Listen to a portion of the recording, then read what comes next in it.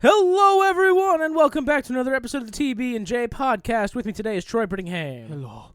And Dee's here. Hello, D. Hi. And I'm Jeff Ackerman, and we did the first episode of Mandalorian Season 3. What? I believe this is called Chapter 17, The Apostate.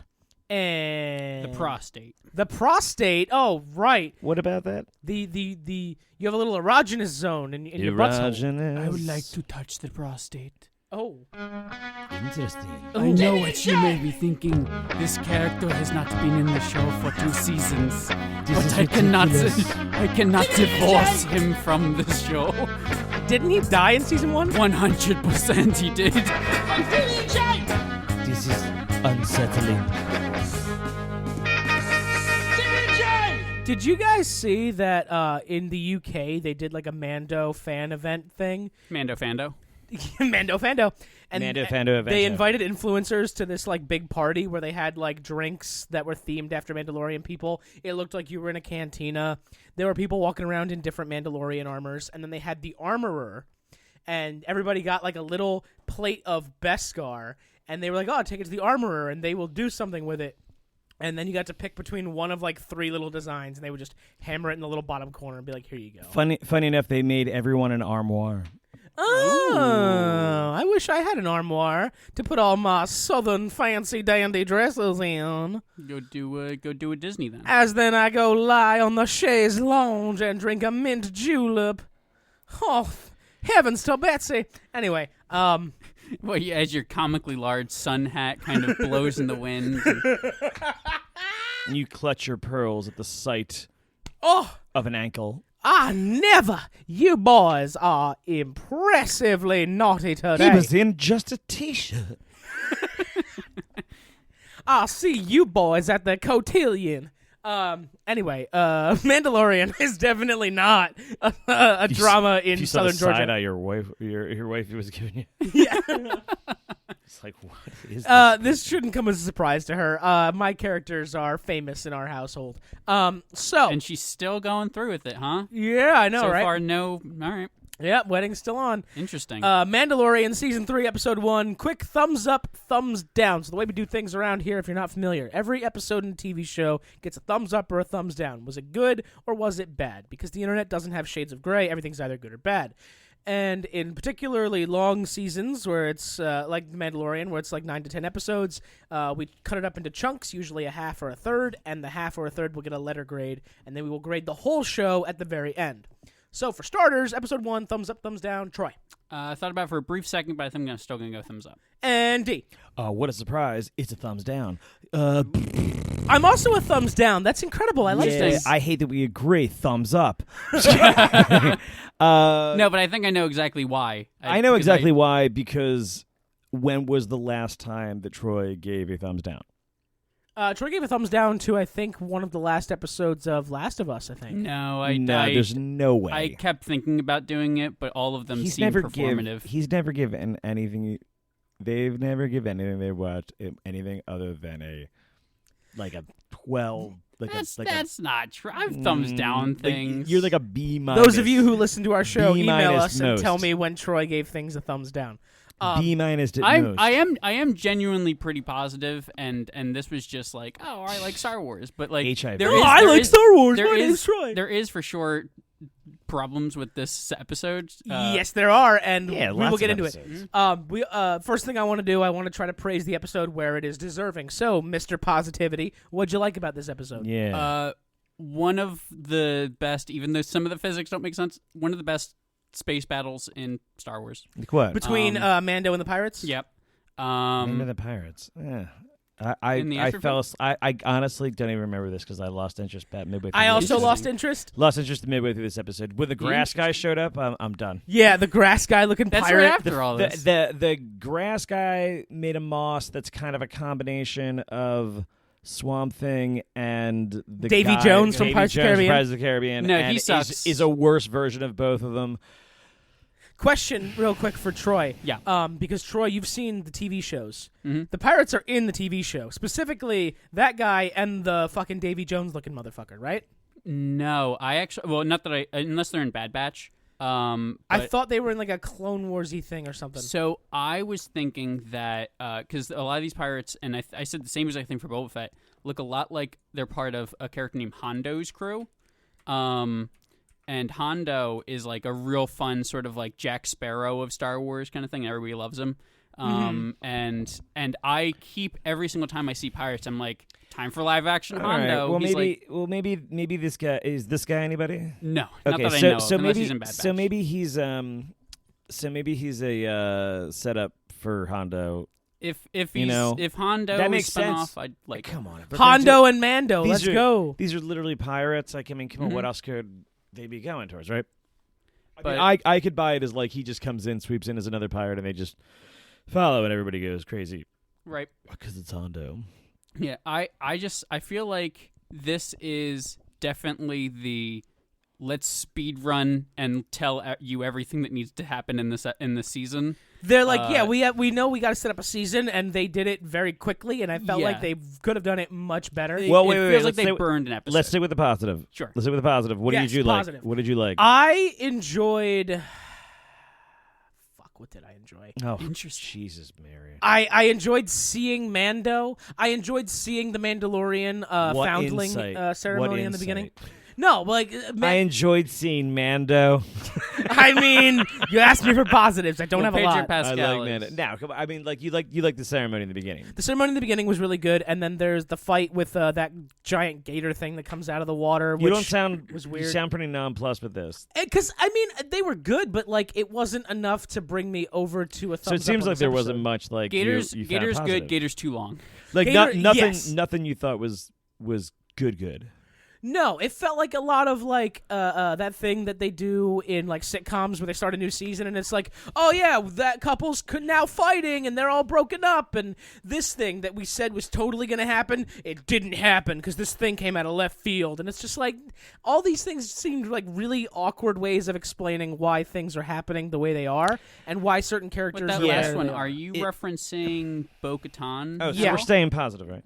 Because I'm going to give one more positive. Go for it. Yes. Give one more positive. D, give me a positive. Okay, so again, I do think a lot of the battle was fun to see all Mandalorian. Oh, Mando here killing all the at pirates playing. quickly in the street. That was cool. Just okay.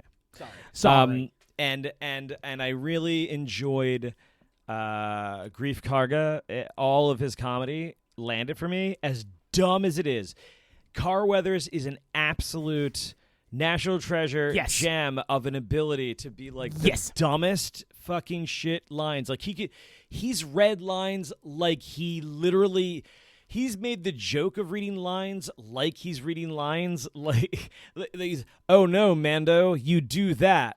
And then like look over at you and like smile and wink and nod and give a thumbs up, and he's like it just worked. I'm just like, I'm still laughing. Like, so when his robots are just carrying his cape, I loved the cape robots. They're my new favorite robots. And I was like, that's fucking fantastic. The droids. Let's be fair. Sorry. Yeah, it's droids. They get enough respect. And then for some reason, all the stupid banter of like they're saying it in perfect English. It's like they said they can't do it till next week. It's like, I know.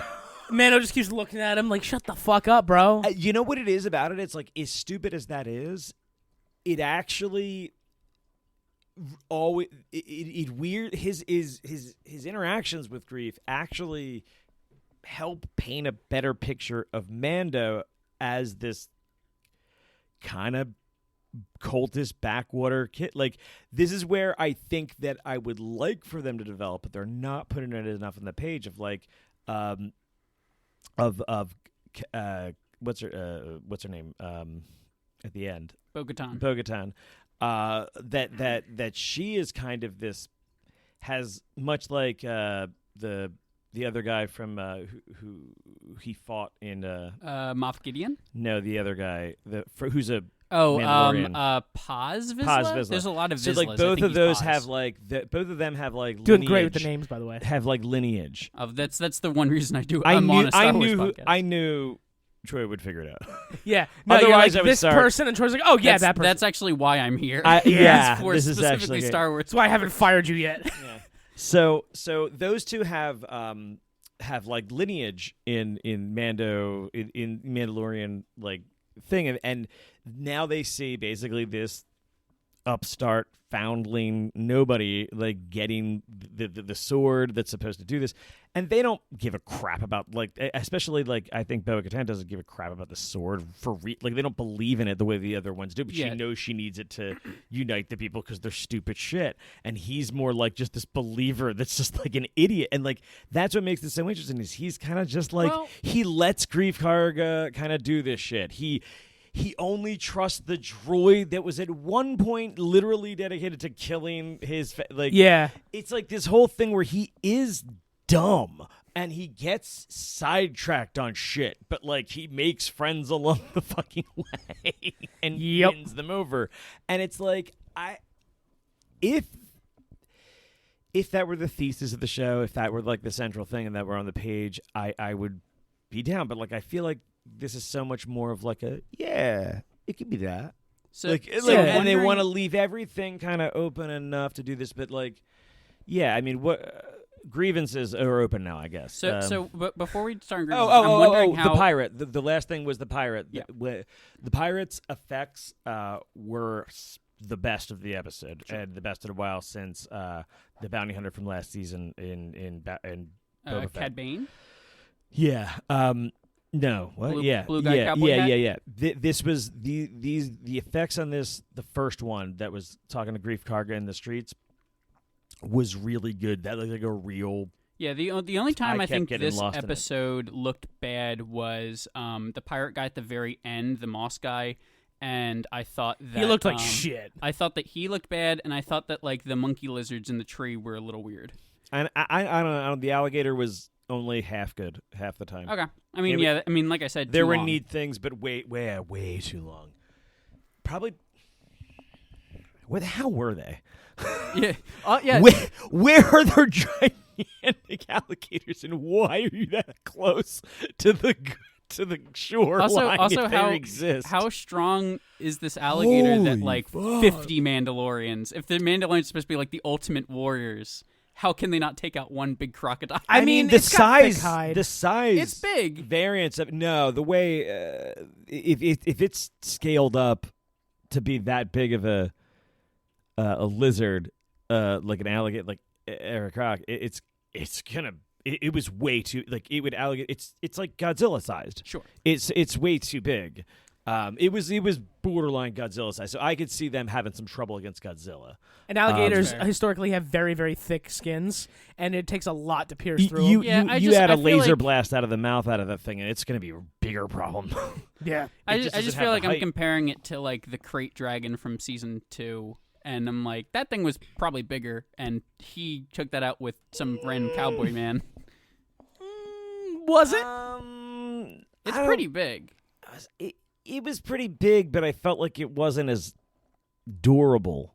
Sure. Because wasn't it? I don't know. I don't remember it exactly. This is the other thing is like I remember kind of it being a big thing, and I remember it being neat, but it's not visually memorable. Sure. And the alligator kind of at least my brain can fill in the blanks of what an alligator looks like. It literally was just an alligator. It was an alligator, but he had a turtle shell. It was doing the whole fucking. He was Bowser. Yeah, it was doing the I whole. did not even see that gator roll and rolling over some Mandalorians. I did in the water. like that. That was fucking awesome. I am also kind of happy with this because this, I believe they said this is the first season that they're not using what's the big screen in the background called? Oh, that like sound the room? wave. I think the turn. The wave. I think. No, or no, it's something else. But well, whatever it is, I heard somewhere that they're not using it, and location. I think it's like being it's being used for a bunch of like Marvel stuff. So I was wondering how this was going to look, and I think it looks just as good. I think it looks good. Mm-hmm. Yeah, it looks fine. My complaints with this episode are not really visual; it's more writing, and also. Bad writing. Bad how many stupid little annoying critters have to exist in this fucking universe? I don't think they know what. Yeah, I don't think they know what they're doing. And I think I've heard just the rumors of that, and is well, true. they've It's just that said they don't straight up, know. like Filoni said that there is no like end game. They're just writing each season as it comes up and gets renewed. I mean, here's the thing: is that's fair because from Filoni's standpoint, he's writing the Clone Wars. Filoni or Feige? Who am I thinking of? Filoni Filoni. is Star Wars. Yeah, Feige, Feige is is Marvel. Excuse me. So, like, if it's Filoni doing that, but like, you know, I feel like that, like any show, regardless, should have a central crux that like is the Especially a show that's as story driven as this one is. like, especially as you get into like a third season, and it's like you want to start thinking, not necessarily with an end in mind, But at least think in arcs. but you want to be thinking about like, okay, what? Because like, do you? I mean.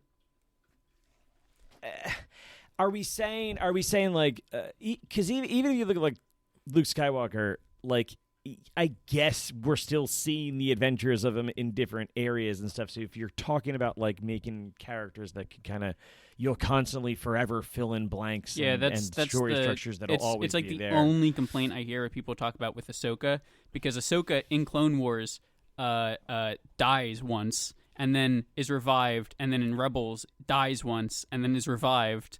And it sort of seems like Dave Filoni will not let any character that he really likes actually die. So this is the interesting, like comic books. Yeah. Well, this is the thing is like in comic books is like, you know, what's interesting is that Star Wars has crossed media, and now Marvel and comic books have crossed media to the point where it's like, well, are they any different now? Are they just they're just, you know, IP, right? Mm-hmm. They're just this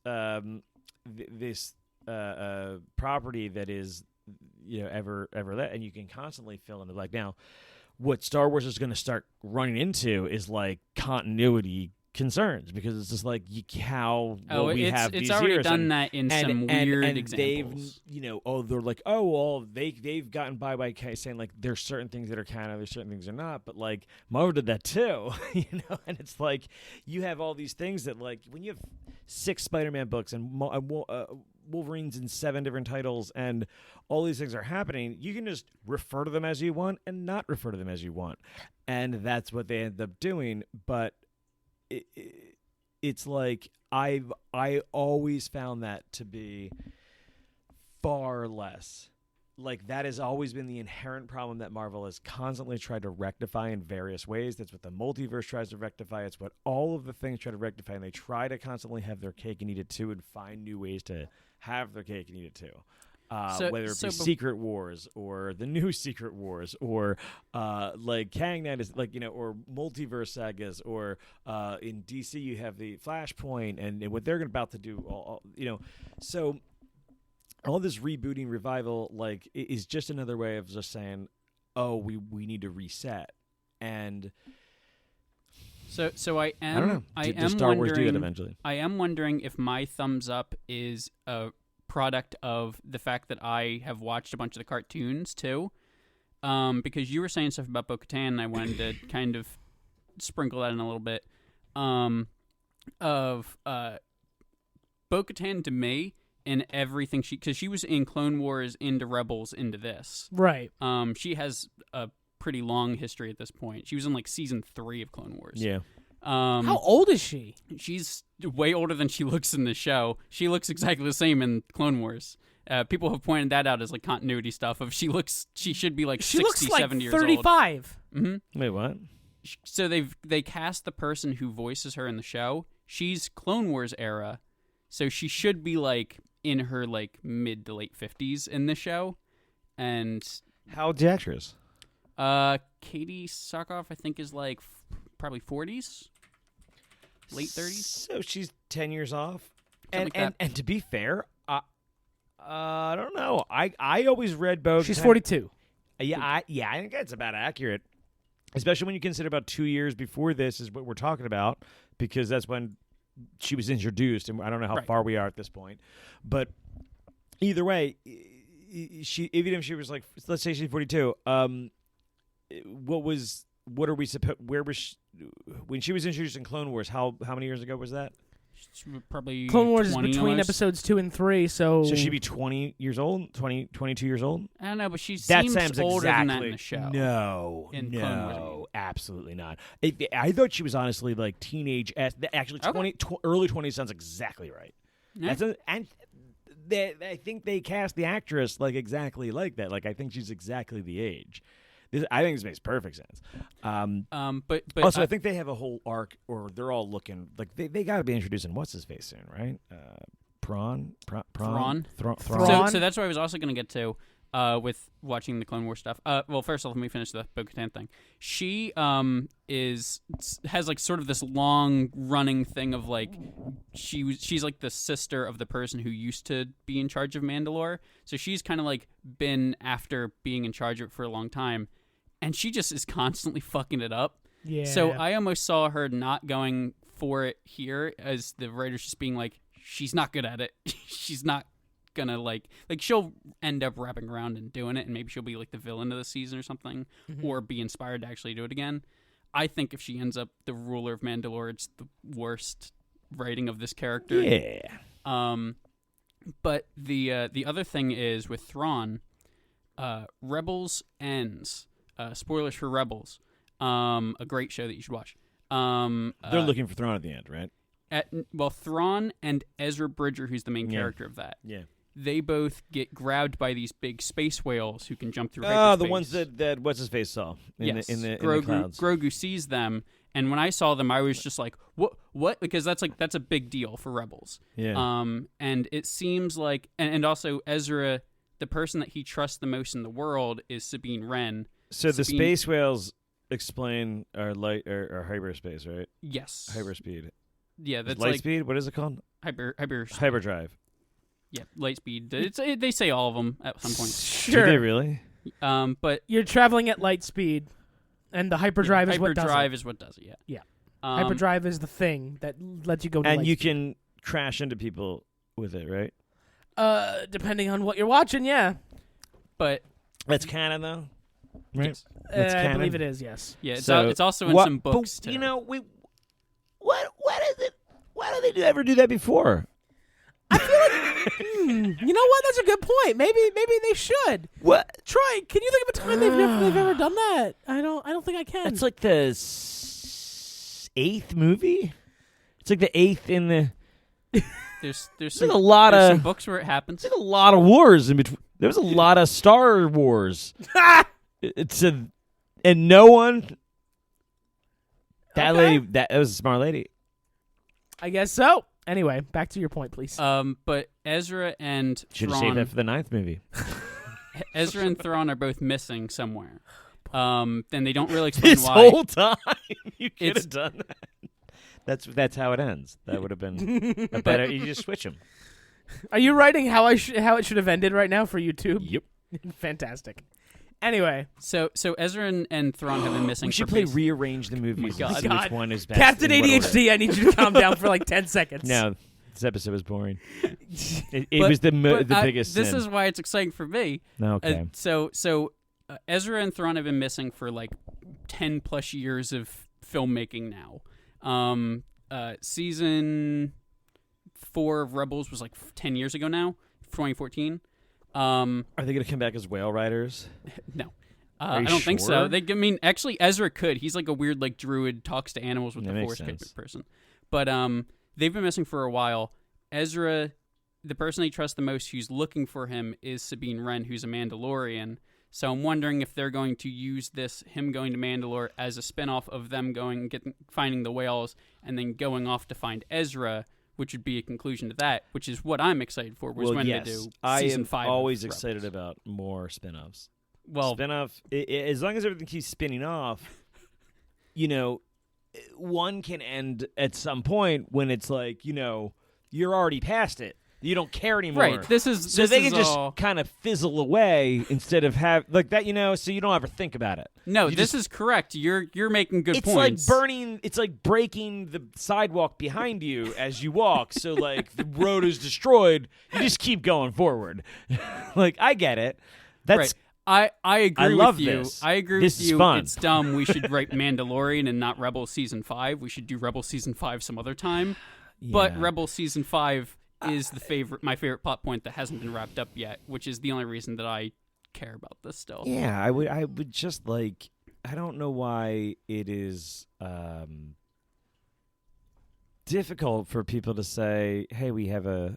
And I don't care if plans change to some degree, but like to say that, like, hey, like the reason that I enjoyed the Marvel movies of late, and what I hope they're getting back into at this point is like that you kind of had like, oh, cool, Infinity Wars Part 1 and 2. Sure. Or something, whatever it was. It was like Infinity War and Endgame. They screwed it up by saying 1 and 2 at the beginning, and you were like, okay. But it had, so you knew that like there was kind of this literally end game, and now you have that with kind of Kang Dynasty and Secret War, whatever they have now, and you're like, okay, now I get it. Sure. Star Wars needs that. They need. If they want to continue, they need focal endpoints. That like they need some kind of thing that you either end the storyline and you have an arc that follows through and it should weave together. And like this sounds all like English teacher stuff, but it's like true. It's like these storylines should make sense together on themselves, and they shouldn't just meander off into nothing that you try to tie together and pretend makes sense later. I mean, like that's cool to do. Retconning leads to some amazing storytelling, but do it when you need to, not because that's the way you're presenting the story. Sure. It doesn't help that they also just recently, again, for like the 50th time, canceled a bunch of movies that they're going to come out with. So, like, they don't know what the big caps Disney are. did what now? They re-canceled the Patty Jenkins movie again. What the fuck? I don't even know what that means. the Patty Jenkins was going to do the Starfighter pilot movie. And Rogue Squadron. It got canceled, brought back, and they're like, no, it wasn't canceled. What are you talking about? And then they canceled again. No, give me. Now you can't. Yeah. Come here. Go get your shine box. No, I'm sorry. I'm sorry I yelled at you earlier. I'm sorry I yelled at you. Get the fuck out of my office. Hey, you And rehired. yet- Now you're fired again. And yet, DC is still going to publish the Flash movie, you guys. And Aquaman 2. They're Yep. both coming out this year. Aquaman 2 sounds Yo, extreme. you know how I feel about all that shit. I know. Yo, that movie looks balls. Not even Keaton's old ass smile could bring you back. I said balls. Oh, they said balls.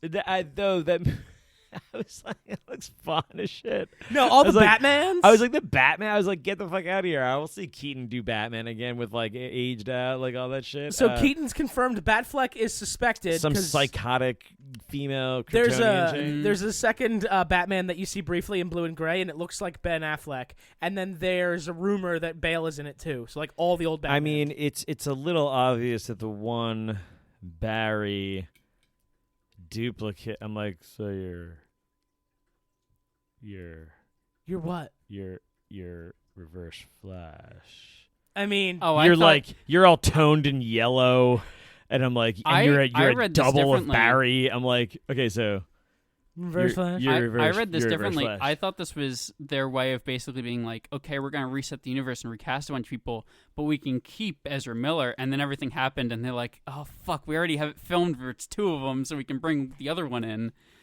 Yeah, they better fucking can Ezra Miller after this. And then it would be great if there's like, if it's like they're building up this Barry as like the new Barry of the universe, and they're like, you're going to be the next one moving forward. And then Guys- Flashpoint happens, they're like, oh no, it's some third guy. I don't want to be the guy to do it, but we got to get back on rails. It's okay. it's the guy from the TV show. Just Grant Gustin. Okay. He's won the lottery. Mandalorian. He's good. The show sucks, but he's good. It felt like this whole episode, back to Mandalorian. Yeah. It felt like Mandalorian was just walking up to his old friends and Speaking being like, of, it felt like Mando went up to all of his old friends and was like, hey, where are all these people? And they were like, oh, they're not around because reasons. And it's like, but what? The only one that I bought completely, hook, line, sinker, is that Cara Dune got recruited by the Special Forces. And I was like, yeah, obviously, because you're not going to fucking hire Gina Carano back. She's fucking gone.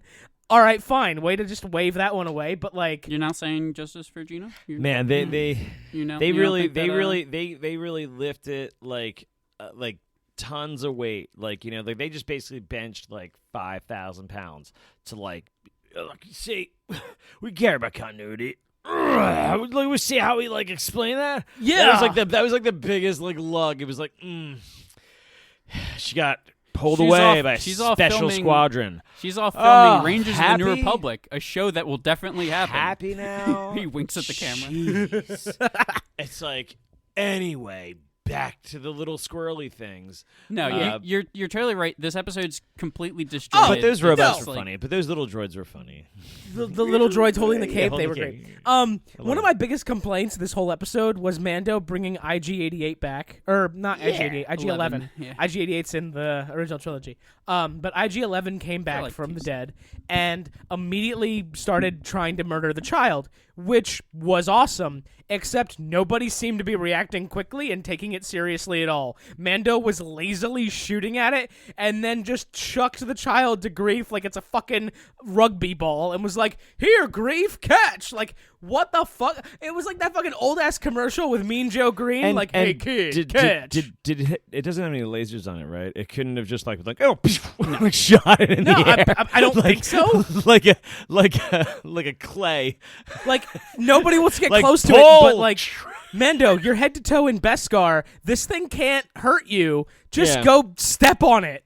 Like, why does it take the C-3PO wanna knockoff to 'cause- push over Grief's bust and crush its head? Because Jon Favreau gets to do Terminator, the end of Terminator 1 for like a second. Apparently, like, Why wouldn't scene, you want to do that? That scene made no sense to me. As soon as it was trying to kill the child, like, Mando had its guts open in his hand. Just rip the fucking power connector out. Like, you can easily shut this down instead of just... Also, you spent how much time putting together these parts, and you're just going to start shooting at This it? is the thing. They're it's all callbacks and like recreation. I'm not saying it hasn't had its fun and moments. I just feel like they waste like at least 70 to 80% of the time that they have with these things. Like you said, like the incredibly long alligator fight. Like, Too long. dude, give me like a minute of that, and then like build up the scene between Bo-Katan. They really take this Mandalorian like no talking like real terse thing to a degree. Like, I would love for Bo-Katan to just keep talking at Mando at the end there, like just unload, just like let her like have it be awkward, like he's terse and quiet, and let her and maybe they're gonna build up to that, but that's the problem. Is like, no, give me a hint of that. I fizzled out watching while the end of the episode's on. I barely understand that. I like got that he was blowing up, that like Grogu was like watching as he lazily kind of killed these pirates, and then he like visits Bo-Katan, and then they stare at each other, and it is over. And I'm like, really? Like, I was like, not only was that arguably very short, I was like, it needed something there, an exclamation, but not just a stare down. I need you to answer a question for me, Troy, because Sure. you're the Star Wars lore person. Sure. Why the fuck doesn't Mando just hand her the Darksaber to make her happy? So that's a very good question, because that's literally what Sabine Wren does in Rebels. Okay. Sabine Wren hands Bo-Katan the Darksaber? Yes, that's how like that whole Mando arc ends in that show. Okay, cool. So why does she not have it? Well, Moff Gideon took it from her. Okay, cool. Now Uh-huh. Mando's got it. Yeah. He's standing 6 feet away from her while she sits in her throne in her Mandalorian castle. He clearly has no interest in ruling Mandalore, so he just Sure. wants to become one of them again and bathe in the waters and then go about his life with Grogu.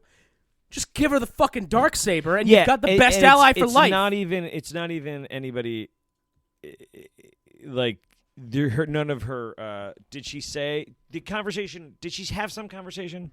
Yeah, She said they all left, right? They all of left the because she people- didn't have the Darksaber, so they wouldn't follow her. So she says that, and I suppose the one fear is like, if we imagine that our world is, there's always a camera somewhere. Like, do you really want to be like, oh no, I totally won it in combat?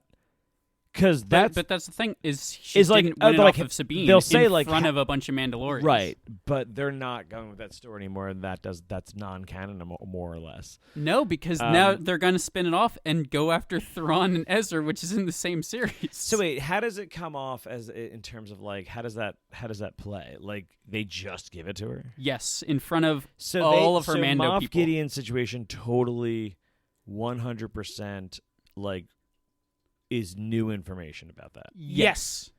So okay. When Actually, well, kind when of. does one happen, and then what is the timeline between when that the handoff is given and when Moff Gideon says this? So for, before, let me correct one thing. It's not completely new information because there's like they do have like fights for it. Like Maul kills Pre-Vizsla to get the Darksaber, so it is won by combat there. And like there's a few combats where it's won back and forth. But it does seem totally normal for somebody to just hand it to somebody else and just go, I don't want this, you take it, and then they go, thanks, in front of a bunch of people, so it's not that embarrassing, apparently. But she gets it. Is it established that the Death Clan or whatever, like the Death Watch clan, like agreed with that, or would they be just like hardcore about it, like? And considering that, like, seemingly a lot of the Mandalorians that are left stem from there, or at least a great portion of them do. I mean, it might be a whole thing now because they got their ass kicked again afterwards. Since they've been the only ones that are, like, hardcore into the foundling game. Yeah, you know? because Boba Fett, they're like crowning kids every day with, like, their suction heads. You know, they're like, get in these helmets here. We got them all spiffed out for you, man. Yeah, because Boba Fett, they say, once she gets it from Sabine, basically. He's the way, man. She basically rules Mandalore for like 2 weeks, and then that big scene where all the droids and the bombing happen, and then Mandalore is fucking dead again. Yeah. So, like, I'm wondering if after that their justification is like, oh, she like everybody's just kind of really down on Bo-Katan, but I don't know. That seems more like they're just not addressing it. No, that's the thing that's been a problem for a while. So whatever. So since the end of season 2, that's been a problem. I mean, they're gonna do what they're gonna do, or they're gonna retcon it later. You know, they're gonna address it with some big Easter egg that's gonna go, oh, that's what it is. And yeah, Star Wars is really good at being like, no, you're stupid for not thinking that made sense earlier. But fuel, guys. What about the fuel? It's more the fuel. Fuel? I was making dumbass jokes about the sequel movies. Don't fucking mind me. Go on. Like Liquid Schwartz? It's really not worth coming back to and halting the podcast. Like Liquid Schwartz. Liquid Schwartz. Yeah, so I looked into it briefly. You have to win it in combat to be like the true wielder. Except for the last time she got it. Except for the last time she got it, but she didn't keep it for very long. It went to Darth Maul for a minute. It went to Moff Gideon for a minute.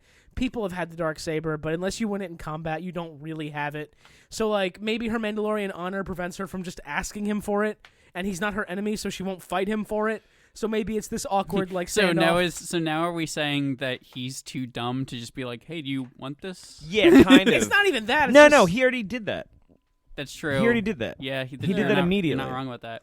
And then it wasn't combat. Arguably, it was in front of the people. But, like, here's the thing. It's just, like, I think it's more about she's trying to win people over. She's had these losses. This hillbilly fuck has got the saber. Everyone's left. She can't fake it. She's literally at the stage where she's like, why shouldn't I just fuck you up? Like, and I think the big matrix of that is that he's kind of hard to fuck up. Like, he's like, really fucking good. Like, she's like, I'm good, but I don't know. Like, and I doubt it too. Like, I mean, we know Mando. He's pretty fucking hardcore, especially when Grogu's involved. So, like, he's also the main character. He's got literal plot armor. Yeah, he's got like that scar is layered with plot armor. Yeah. Might as well be like Stark Tech. Mm-hmm. When he gets the nano suit in season 4, considering the breastplate, fuck up. the breastplate that's basically like the size that leaves like tons of flesh and stuff that just never gets hit. Like, it is basically like he is in the Iron Man suit at all times. But I digress. All right, I love Mando. I wish we would see him in more. I wanted to see him fuck all those dudes up on the street. Like, he does to it. What does he do to him exactly? I think he shoots him. Yeah, he shoots him. He like quick draw. Just fires Old on West him. style, just quick draw, just bam, bam, That's bam. more Grief Karga doing everything though. I mean, he shoots a lot more guys than Grief does, but it's Grief's scene. I can't be your marshal. Yeah. When that's obviously what, Cara Dune was. it's the Kush life right there. Yeah, yeah, That's yeah. the life right there, bro. That's Maybe what you'll should get do. your own cape and cape droids. Anywho, Oh, it's High Magistrate. It's not my title. I'm pretty sure that wraps up everything from Mando Episode 1, Season 3. It sure does. I'm not thrilled about what's going on right now. They're not but, storytelling. No, but obviously it's still, Mando. I'm still going to watch it. I want to see course. where it goes. That is What else am I going to do? it, because this is already like 40 minutes long for a You're 25-minute episode. You're welcome, everyone. Yeah. Thank you to my co-host, Troy Brittingham and D, for joining me on this very special episode of the podcast. Hey, why don't you give us a little stars? Maybe hit the star buttons and then put a little review. Just be like, dumb. It doesn't matter. I don't even care what you say. Can I Just give say out, can I give dumb. out Star Wars Like, points? whatever. I'm pretty sure all reviews are good. Just give the stars good, and then whatever's in the comments doesn't matter. That's what I'm pretty Yep. sure it matters. Leave us a 1-star review and then just say like dumb. Just say I fart can't jokes. believe they would ever say those things. It's like Yeah. so scandalous. Just Hashtag cancel TB&J. oh yeah. Put that. That's Say that that's I the got all stuff the right Star there. Wars lore wrong because I probably got something wrong about the color of somebody's cape or whatever. It's whatever. The end. Go hug a loved one Or an enemy. or a landmine. Don't do that. Don't do that last one. When's the last time you saw a landmine? I've never seen a landmine. There you go. That's how you know they planted them right. Good luck on your way out.